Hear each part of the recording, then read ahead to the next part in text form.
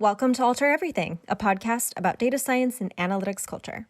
Today, we're going to talk about how data is used in law enforcement and in the military. Our first guest is Sergeant Melanie Goulet, an intel analyst with over 6 years of experience in the U.S. military and is now a sales engineer at Alteryx. And here I am, I'm on a helicopter, I have an interpreter, he's telling me what these people on the ground are saying, I'm able to locate them, and I tell the pilots where these locations are at, slew your cameras. All this stuff is going on, and at the end, I'm the one that has to parse out the data. I'm the one that has to remember everything that happened. I have to take notes while I'm in a helicopter. You'll also hear from Dr. Erikaruder, sales engineering manager at Alteryx with a background in managing a police department intel unit. When you watch The Sopranos on TV and you see those charts with all the strings attaching people and you get the organization of the crime family that way, you do that with technology now. And finally, our guest host today is Will Machin, team lead for community management at Alteryx. You're both rad, and it's really awesome to work with you, and I hope we can bleep that out because I'm sorry I cursed like a sailor, and I think I did this in the last episode too. While this conversation focuses on the experiences of 2 United States citizens, our global audience will also benefit from their tips for how to keep your data and the data you work with safe, as well as important reminders of how bias can harm your analysis. Let's get started.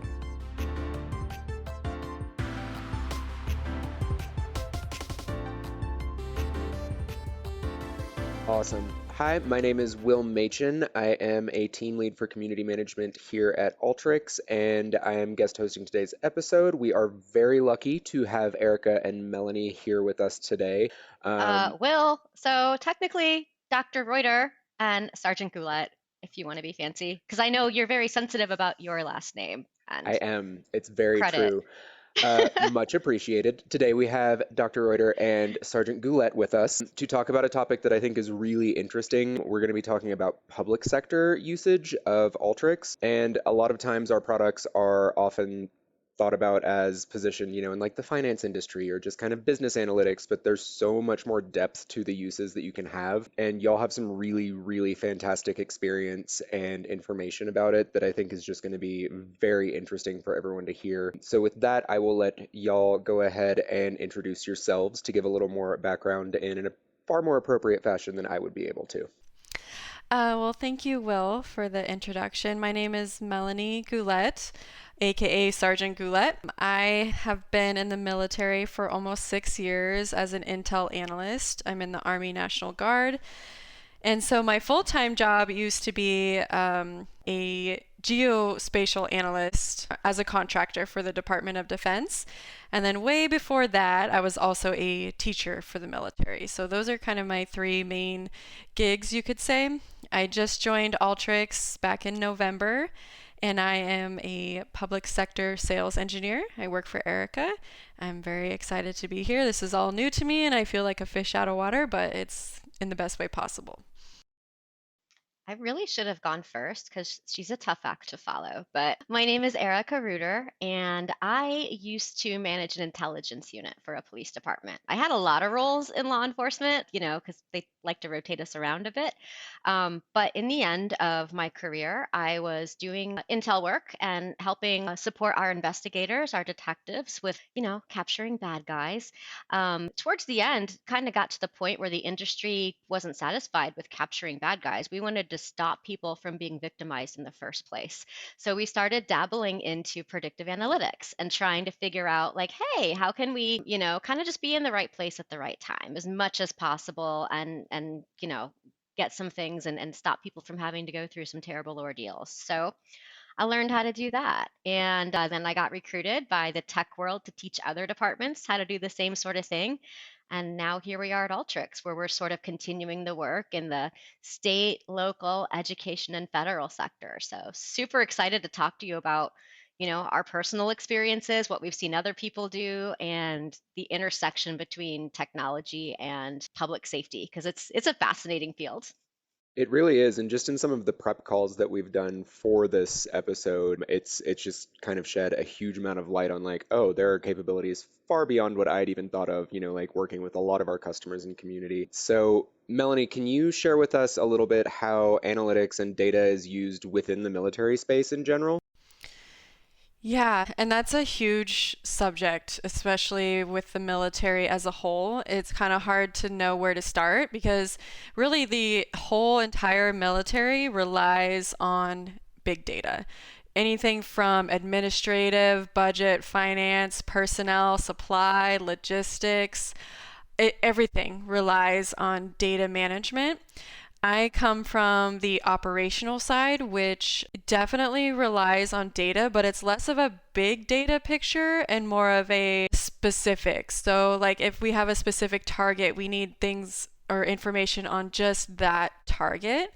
And so the challenge is finding all of those sources of data. So there we have this volume issue, we have these systems issues where they don't talk to each other.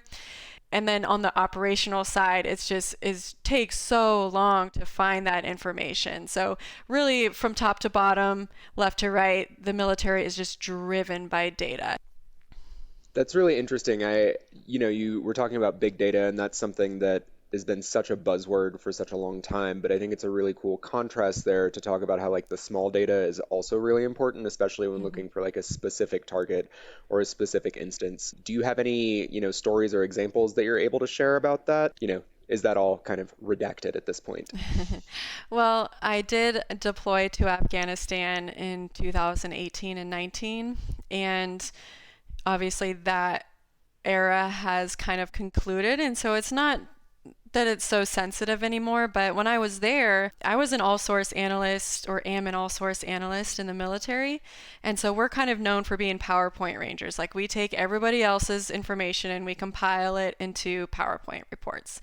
And we're aware of that. We know our reputation. But I had a very different experience in Afghanistan. I had a very small section that I worked in. My captain was very proactive. He was very passionate about intel, and he was also an Apache pilot. So my unit is an Apache unit, and he was just balls to the wall all the time. And so when we got to Afghanistan, he said, we're not just going to sit around and be PowerPoint rangers. We're going to figure out how to affect this war, because Afghanistan was known as the 21-year wars, essentially. So every time there's a new administration that would come in, new leadership, they would restart the strategy. So we got to Afghanistan and we're like, how do we fight this war? What do we do? And so we kind of pioneered a new intelligence collection method while I was there. We took what's called a VROD, which is basically an antenna that collects push to talk, so like radio traffic.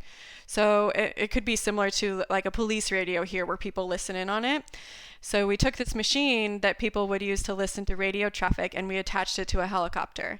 So we attached it to the outside of a Black Hawk, and what we would do is we would take these full-on helicopter assault packages, usually called a HAF, Helicopter Assault Force, and what we did is called it a false HAF. So we would take 2 Chinooks, 2 Apaches, 2 Blackhawks. One of the Blackhawks would have this machine on it, and we would fly over a village that was supposed to be a Taliban village, pretending like we were going to insert a team to conduct an assault. But really what we were doing is flying around, taking video, and listening to these radios to see what their reaction would be.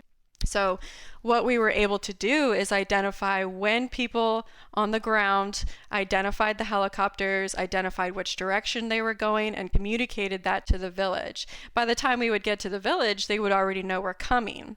And then we would be able to see how many people there were, what weapons they had, where did they go when they thought a helicopter assault force was coming. And so this really filled in a lot of the gaps that they needed to kind of conduct some of the more offhand targeting. So in the process of that, we realized that there's so much information here and we don't know what to do with it. We're just all source analysts. We're just PowerPoint rangers.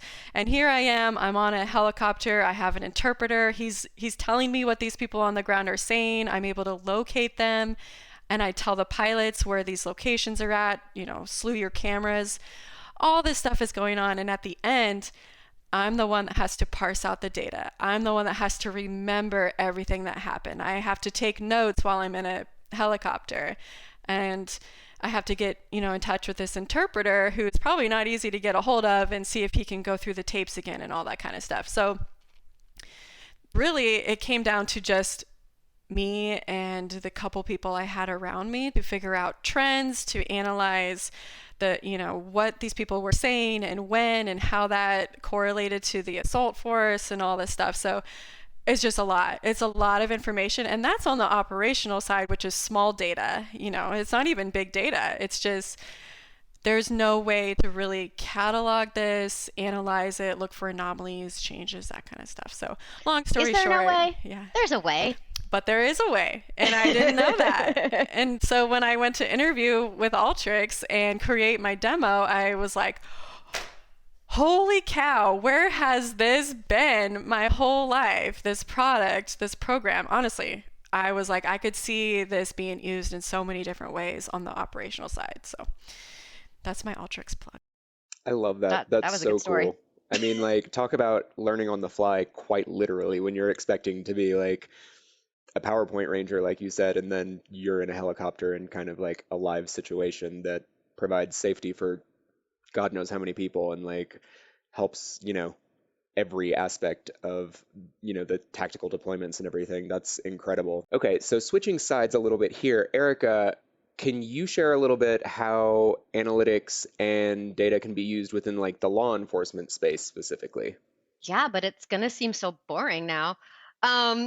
Yeah, we use analytics a lot. And you can think about all kinds of different aspects of crime, different aspects of society. If you think of drugs, for example, like I'm super passionate about narcotics investigations. I'm super passionate about the war on drugs. I know Nancy Reagan, whatever. But people die. And I think all of us probably know someone within one degree, if not two, who've had their lives destroyed by drugs. So the thing about it is drugs are a business, right? And there's data behind every single business. And when it comes to things like this, it's not necessarily about making an arrest. We could arrest someone and take them off the street, and that's great. And then they bond out and then they go back to doing their thing tomorrow. That's fine. Really, what it's about is shutting that business down, setting up a RICO investigation, seizing all those assets, taking all their money, getting to the point where they cannot start that business back up again. And that comes down to data. You have to be able to prove that it's a business. So doing things like network analysis and when you watch The Sopranos on TV and you see those charts with all the strings attaching people and you get the organization of the crime family that way, we do that with technology now. And we do that with drugs and we do that with burglary rings and we do that with all things like that. When we're looking at social media, when we're looking at financial data and money laundering, there's just so much that goes on right now that crime is it's so much more organized than it used to be. And people who are committing crimes are so much smarter. I mean, maybe not smarter. I guess criminals have always been smart. Society has always been smart, but it's evolved. And now there's just so many high tech ways to do crime. And there's just such a digital footprint in everything we do.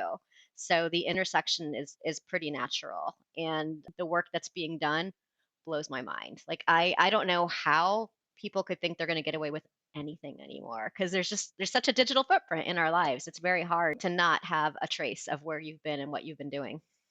It's interesting you say that because it's such a voluntary digital footprint as well. Like people Yes. opt into everything, like every app we download. So thank you guys so much for going into a little more detail there. I think that both of those stories are really, really cool. And Erica saying that's boring, like I think not, because you're right. I think all of us at some point or another have had some kind of experience with someone we know that has been super negatively affected in some aspect of their lives due to drugs and everything. And so the ability to kind of go in and look at that, like you said, not from like an individual kind of bad actor, but looking at it more as like an organizational kind of attack and problem, is really a much stronger way to go about it. So I think that's a really, really great perspective. So we've got a little bit of details about both of your background and kind of some of the things you've done there.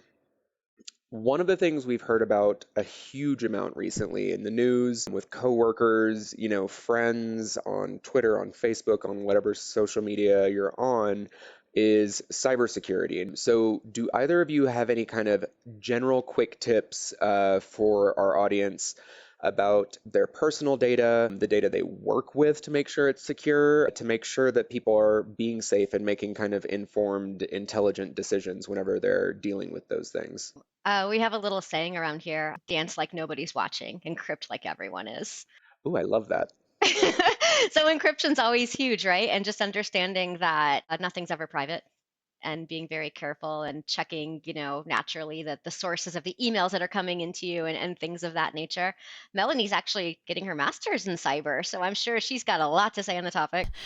Yeah, I know a lot about law and policy and the disconnect between public and private sector and cybersecurity if you ever want to chat about it. But actually, this is kind of something that I'm a bit passionate about when it comes to my military peeps. I have to kind of plug here for them because I've seen a few more times than I'd like to admit people putting our soldiers at risk by what they post on social media. It doesn't matter what platform it is. If you're posting about troops traveling or posting pictures, their location is attached to that most likely, and you don't even know it. And so I understand the desire to be proud of your soldier, Marine, Airman, whoever it is, but you could be putting them at risk. And so that's something that hits very close to home for me, just having seen some of the effects of that loose information out there. So I would just say be careful, definitely be proud, but maybe wait till your soldier gets home or just keep it within family, off of social media and stuff like that. So, but I mean, other cyber tips, you just can't be too careful. Also, when you get your own modem, router, whatever it is at home, change the admin password. A lot of people, I feel like, don't do that for some reason. It is the easiest way to get into your home network where you're using your banking information, all your passwords are stored, your phone's connected to it, your cameras are connected to it. Like, just be safe. Change those passwords. Use a password Exactly. manager. Yeah. So I know that we have chatted a little bit previously about this, but crypto and blockchain is always like a huge talking point at this point. Everyone thinks Mhm. it's like absolutely secure, and no matter what they do, they're going to be fine. But I know that you have a story that kind of shows that may not be the case necessarily, Yeah. and some steps that might be able to be taken to rectify something when it does happen. So I am far from a blockchain expert, right? I'm sure when I tell this story, you all who know about blockchain are be like, that's not exactly right, but the essence should come through. Oh, I don't even Um, know what an NFT is right now, so like I'm not going right? to be the one to call you out.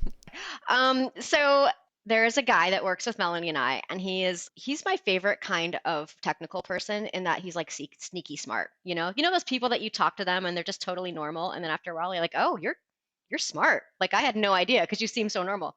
So anyway, he invests in crypto, and he invested in a crypto project. And the way he explained it to me was developers make projects where maybe they're making a new coin or maybe they're making a new security feature or things like that, and then they put it out, and then people can buy into the project as investors just like you would a stock, right? But you're buying it and it's on the blockchain and you can see all the transactions of everyone who's bought and sold their interest in these projects. So he buys into it. He knows it's a risky one, but it's doing well, so he's happy about it.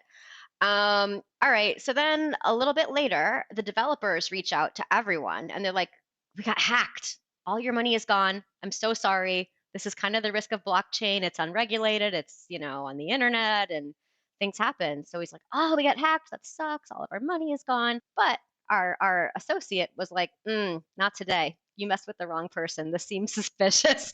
So he actually used Alteryx, little gentle plug here, and he got an API to get every single transaction on the blockchain, right? Like, which is like millions. Like, it's impossible to just look through this and find patterns. And he basically found that the developers of the project were slowly siphoning money, like $5, $10, $15 at a time, through an anonymizer into their own wallet on the other end. So they kind of like just made a bunch of transactions and pocketed all the money and then called it a hack when they sort of just like hacked themselves and drained the account. So he's like, huh, I got you. He was real proud of himself and he called his friend at the FBI and he's like, hey, look what I found, blah, blah. They've opened an investigation. So hopefully we'll see some justice and people like this can't continue to do this to people because whatever. We don't like people like that. Why can't everyone just No. be nice? Well, I mean, I think nice is overrated, but kind is not overrated necessarily. Not But that's a devious. different subject. Yeah, that's the Um, subject for another episode, exactly. But what I've learned from this is make friends with someone at the FBI, so if I right? do need to call them, I know who to call. That's a great point, Will. Yeah, I think that's the Yeah. key takeaway here. I Right? feel like Like, they have other channels, but yeah. I mean, I would assume so. Uh, so that's such a cool story, and I think it's such a really interesting point and perspective on, like being able to kind of do your own work sometimes to get the ball rolling when something's happened. And like sometimes you have to take those first couple of steps yourself. And having that kind of literacy and knowledge can really help that, even if it's not as advanced as what he did necessarily. Just being able to do some investigation and everything like that can be super helpful. Honestly, what he did though, it just took him a few hours. Like all he had to do was download all the transactions and then say, "Hey, computer, show me, anything where there's a lot going between more than one account. Like find the pattern for me." That's it. Just a little, "Hey, computer, figure it out." So it's not as hard as people think it is, And not it is sometimes it is. I'm not going to Right. say it's always super easy, but in some cases it's really not that bad. It's Definitely worth dipping your toe into. Yeah, and it's pretty crazy. Like we essentially legitimately live in the future now with the way that data and technology and everything is just so easy and accessible, which kind of leads me into my next question for y'all. Are there any specific initiatives that you guys are working on within public sector to really help with kind of the betterment of the sector in general? Because I think a lot of times people think of data and technology working together to be kind of scary or like it's Big Brother's going to watch us, but there's so much good that can come out of it too. And I think that you two would be perfect to share some examples of that. Yeah, and so I'll start on that. Erica might have some more to add, but really what we kind of want to focus on is like health system integration. Basically, it's an alliance between the military, academic resources, major universities, and technology vendors. And we're all coming together to kind of research how we can help integrate data for warfighters to give like a good continuity of care and get all these systems better integrated so we have a more holistic view of what they need when they need something. And I'm sure Melody could speak a little bit better, more intelligently than I, as to why there is a gap there. Yeah, so, you know, before you join the service, there's the MEPS program that you have to go through. While you're in the service, you either have care provided by the military if you're on active duty orders, or if you are Guard or Reserve, then you have TRICARE Reserve Select, and then you have your choice of providers. And then when you go to get out of the military, you have your healthcare post-military, you have the disability system, and none of those systems talk to each other. So you have to take everything from one system, get the reports, and physically give it to somebody in the next system. There's just no continuity there, and a lot of times it ends up with gaps in care. And that's what I've seen a lot around here, especially where I live. There's a huge veteran community and there's gaps in care, and they may not know how to fix that or how to go about getting that care that they need. So if we can start to solve that problem where these different systems are talking to each other and it's not on the veteran to go figure out what to do. I mean, part of it is on them, but also we should be taking care of them. The military, the government should be taking care of them. And so I think if we can start to head in that direction, that we can make some big changes there. I think that's hugely important. I used to live in DC and just, was pretty involved for a while with the veteran community. And it is such a huge issue. Like these are not exactly super transparent policies. I mean, even standard healthcare stuff you try to figure out, and I have no idea. I have to call Cigna on a regular basis. So when you're switching between programs and the government's involved as well, it becomes pretty obtuse to try to navigate. So the fact that there is some way, or you guys are working on something that can help with those transitions, is a massive improvement, I would say already. And I'm really excited to hear and see where that goes as well in the future, because it's something that affects a large number of people that may not necessarily have the resources to hire out for help sometimes or know who to even reach out to for help occasionally, because calling a call center is not always going to fix that problem for you. So, what else would you guys want our listeners to understand about the use of data and analytics from a safety perspective? Like we always talk about how data literacy is really important and that the ethical usage of data is really important. And, bias is a big conversation right now. And I think that that could be something that's looked at because people always think of data as just black and white. So there's no bias. But collection of data can include bias, like reporting of it and how it's presented can also show that. So would love to hear your perspective on that, about that usage in, the public sector and just kind of from a safety perspective in general. Yeah, unfortunately, bias is a real thing, and technology reflects society. It doesn't invent the bias. In some cases, it inadvertently compounds it. But what we like to try to do is really just look out for that and try to make sure that we're validating things and trying to make sure that any data that's being collected is not that it's necessary. If we're doing a particular thing where we're trying to figure out crime patterns, race isn't going to have anything to do with that. Like, there's no need to even include that variable. Let's just take that out, right? Gender is not going to have anything to do with that. Religion, sexual orientation, any of that stuff doesn't matter. That's not going to change the fact pattern. So it's always good to take those things out in your analysis unless they're going to inform something. The other important thing to remember is any action anyone takes is not the computer doesn't make them take that action, right? You need probable cause to arrest someone. You can't just go and arrest someone because the computer said they probably did it, right? The computer is an investigative tool to help us, be a little more efficient in our processes and to think and to understand and to make sure we didn't miss anything. But we as humans still have a responsibility to do our due diligence, to do a good investigation, to make sure that we are truly can defend our recommendations and our analysis that we're putting forward. So, I wish bias wasn't a thing. It has been since the beginning of time, as far as I know. And it's up to us as humans in partnership with what we're getting from the computer to make sure that we feel good about how we're using that data, how we're presenting it, and how we're going about that collection and doing the best we can to control for it. Yeah, so just to kind of add a little bit onto that, I think Erica nailed it.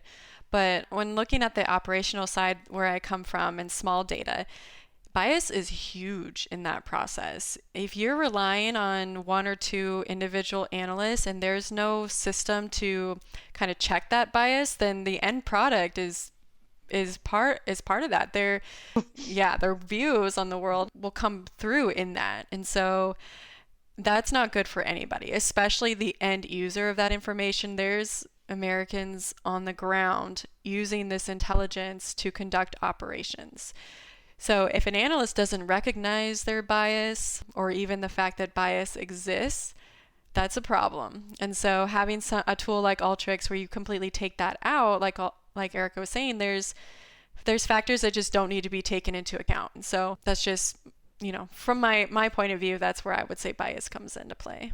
Well, and I think it's something, just this whole conversation is like any human interaction, there's going to be bias present. And I think just kind of recognizing that that bias is going to be there, whether it's positive or negative, like it's part of it. And so trying to remove that is essentially impossible from your interactions, but being able to remove it when you're analyzing something is really important as well, where you can say like, okay, there was bias here, but let's try to take that out when we're looking at kind of the actual data and the results of an interaction of whatever kind it is. Because It I can think, affect your sample, right? So sometimes, like, it's impossible to take it out. I wish they had patrolled a larger area. I wish they weren't only right, looking at this neighborhood. I wish they weren't only looking at this group of people. It is tough when that goes in. I don't want to acknowledge that doesn't exist. But again, that's where we as humans have to step in and just make sure that it's fair. yeah, try to neutralize as much as possible, Hmm. realizing that it's not a perfect system because life is not a perfect system, but we can Exactly. do what we can to make it as close to that as we can. Exactly. Um, so I am fascinated by all of this work and your stories that y'all have shared. I think it's really cool to think about kind of the big data, the small data, the art of the possible. So this is something that I think we're going to intersect on a little bit, even though I have already been chided for not listening to Serial yet. But Erica, I know that you're a huge true crime fan. Can you share some of the side projects and use cases that you have worked on in the area? Yes, so I'm a total nerd and my work is also my hobby. So sometimes I like to just kind of go and think about, hey, if crimes happen today, um, could I have solved them, right? Or could someone have solved them? Or what would it have looked like in today's environment with like these great technological advantages that didn't exist in the past? So there's a good Netflix special, or there was on Ted Bundy. Did you guys happen to see that? I think Zac Efron was playing Ted Bundy, and they kind Yep. of just talked about it. And I was like, oh, Ted Bundy, right? So I was thinking about Ted Bundy and how many people he has killed, which is an insane amount of victims that Ted Bundy had over the span of years. And I was thinking, okay, well, would he get away with that today? Do you guys think he would get away with that today? Like, and have his spree go as long? My guess would be no. Like you said, Why? digital footprints Like, are a huge thing at this point. exactly. I mean, he had that very distinctive car. He had that VW bug. And there were descriptions, right? And there were witnesses. And it took them a while to figure out who he was. And then I started thinking, okay, we've got all these different crime scene locations. He used the same car. We were talking about that podcast, My Favorite Murder, a little earlier. And I remember someone writing in and being like, oh, actually, I was in the car. Like they got away. They were one of the early escape victims. Yet I digress. Sorry. Okay, so very distinctive car. And now we have license plate readers all over the place and we have traffic cameras all over the place. And that data is pretty public. So, what I was able to do was scrape all of the crime scene locations and put them in chronological order, right? And then scrape from a map all of the locations of the red light cameras and the license plate readers in Washington state and in Oregon, because that's kind of where the early crimes occurred. And there was a description, not too far into his spree. I think it was like 4 or 5 crimes in when he hit the lake, is when they really started to identify this car. And kind of what I was found was, hey, if you really just looked at the cameras around these locations, you would see a similar car, right? We have the ability now to do image recognition and object detection. And we could actually go through and classify all the cars, right? And be like, that's a Ford, that's a Bug, that's green, that's yellow. We would have seen a pattern of that car, or at least that very distinctive looking car, that model being around all of these crimes. It would have been pretty, I don't want to say easy, but easier today to have gotten that vehicle description a little faster, just with all the technology that's around. The other thing is, okay, so now we've narrowed it down to this car, right? Now we can look at those license plate readers and start to get those tags, right? Because eyewitnesses are somewhat unreliable. You see something crazy, whatever. Getting a tag is not as common as one might think, but cameras get them. So it's quite possible with technology that we would have got there faster. And I just find that riveting. And again, the data is on the internet. The analysis doesn't take programming like it used to, right? You could just sort of like load this, find commonalities, and the computer does it so fast. And I don't know, that's my favorite part of this job and of this world and of this life. And that's why it's a hobby, because just having those moments of, oh my gosh, look at that. Like, look at what the computer found. And I pretty much just pointed it to it and it put it all together. Blows my mind every Yeah, time. Every time it happens, it blows my it mind. it kind of reminds me of even like when they found the Golden State Killer a couple of years ago, like The my DNA. friend was in that Reddit community that had been doing a lot of like the searches and like sharing stories and everything and just that collaborative kind of even that just being a forum, technology allowing people to connect those dots, let alone using, data mining and everything like that to be able to fully connect dots more quickly. It is really kind of insane how much technology has allowed us to really step up on doing that. And you're right, I think it makes a huge impact on preventing kind of the sins of the past from occurring again. Serious hats off to those in the 70s, during that time who didn't have it. I don't know how they solved anything. Like to me, they're superheroes. I have no idea how policing was done. No, that's not true. But definitely much harder. Definitely much harder. And you didn't have as many advantages as you have today. Absolutely. I would be interested to see the difference between how long killing sprees used to go on versus now. Like, do we even have real serial killers now? I don't know. Funny I you should mean, ask. I Googled that recently. I had the same question. And apparently, yeah, there's a terrifying amount out there. But yeah, I don't know. I don't know, like longevity. That'd be an interesting research project, right? To just sort of see how that's changed over time. SVU will eventually run out of subject matter if they go away True. entirely, so we will be forced to just watch reruns, but I feel like that is a fair trade for the safety of the general public. I agree. It's a great show. The SVU like laundry stealers or some sort of Right, really, exactly. We'll just you like know, lower the stakes a little bit. Less murder and more petty crime. you stole my yogurt out of the community fridge. Ooh, I like that. And then I would like to follow up with one more question for you as well, Melanie. Um, so your helicopter story that you shared was super impressive, especially when it's not necessarily what you're expecting to do when you first get there. Do you have any other stories about your time overseas? Bonus Yeah. challenge, no PowerPoint in your story. You're not allowed to say PowerPoint. Mm.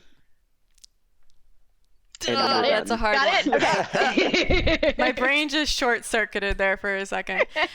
Well, I will say that there is nothing like the first time you see camels running around in the wild. That is a trip. But no, see, a lot of my stories have to do with flying around in helicopters. I will say that Afghanistan is beautiful. It's just got this like almost kind of like melancholy feel to it where there's a sadness, but it's so beautiful. There's the red desert, the mountains. It's amazing. But yeah, Also, I I'm here for another helicopter story if you have yeah, one I too, mean, because like, Or so gossip, military gossip, like who is, girl, doing crazy things over there. girl, it's everyone insane. is doing crazy It's things over insane. there. It is the Wild West over there. So you know what you've heard of drones. Obviously, everybody's heard of Right. drones. There are ones though that are not remotely piloted, like they actually have people in them. And so they're just small airplanes, all this equipment, whatever. I just happened to meet this guy at the gym or something, and he is an analyst for one of those reconnaissance aircraft. And I'm like, oh, that's cool, you know? So what's it look like? And so he's like showing me all the parts on it, and he's telling me how to use them. And he's like, do you want to go on a ride? And I was like, hell yeah, I want to go on a ride. Absolutely. So this turned into me basically doing ISR collection in the airplane for like 5 hours. You're just flying around so high that people can't even see you or hear you. And they let me like control the cameras and stuff. And so doing that a few times was an incredible experience that is like nothing you will ever see again. It's incredible. But I saw wild horses when I was up there. Like, Oh, wow. yeah, it's an incredible view of the world. I will say that. Do you feel different? Like, does your body feel different? Not really. No, not really. But it's really loud. You can't hear anything. It's very peaceful. But other than that, like anybody on this call who's a veteran who's deployed knows about the green bean, and that is a lifesaver. Like getting a cappuccino at the green bean was a little piece of home, and I think that would resonate with a lot of people. I can imagine that, like those little things that you take for granted here, where we Yeah. kind of have anything on demand, become like precious things over there when they're not readily available. So I would imagine that resonates with a lot of people. But honestly, getting to ride in a drone sounds incredible. I feel like they should sell rides like that in Vegas or something like that. But It was quite the experience, and I think what I learned from my time in Afghanistan is like look for reasons why you can do something or why you should do something. There's so many people out there that want to be so quick to say, "No, we can't do that," or, "That's not possible." Why? Why is that not possible? Tell me why, or I'm going to go do it because I know that I can do it. So, that's just kind of a mantra I bring with me, I think that's such a good takeaway in general. Don't cancel your own like abilities before you figure out either why you can't do it or figure out a different way to approach something, because a lot of it really is perspective and how to do that in the long run. Yeah, for sure. Awesome. Well, thank you both again for sharing that. I feel lame in comparison now, but I get to talk to awesome people like y'all, so I will take that any day of the week. You're the best dressed of us. Eh. Totally. Yeah. Yeah, exactly. I just want to say, Sergeant Goulet, thank you for your service, and Dr. Reuter, thank you so much for everything that you've done as well. You're both rad, and it's really awesome to work with you, and I hope we can bleep that out because I'm sorry I curse like a sailor, and I think I did this on the last episode too. But it's been an absolute pleasure speaking with you both today. And if there's anything else that you want to add as a wrap up, please feel free to do so right now. I would like to cede the floor to both of Just like share what you're doing. Like if anyone has anything and they want to talk about, hey, is this possible? Oh my gosh, we love nerding out on that stuff. So we don't like, yes, we technically work in sales, but we're not commissioned sellers. We're solutioners and we just like nerding out. So if anyone has ever like wanted to ping something on LinkedIn or send us a note to our email or our community profiles and be like, what do you think of this? Trust me, we'll be like, oh my gosh, that's so cool. You could do it this way. You could do it that way. Like we're all into the nerd outs.